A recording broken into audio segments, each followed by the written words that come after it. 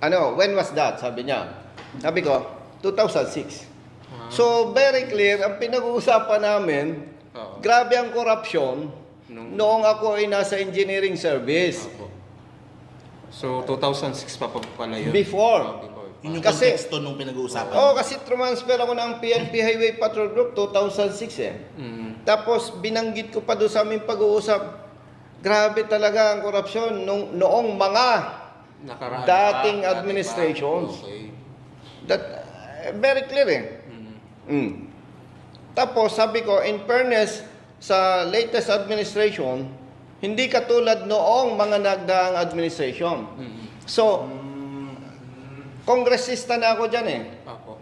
So, kung kongresista ako, ay pagpalagay ngayon ng interview, sino ang current administration? BBM,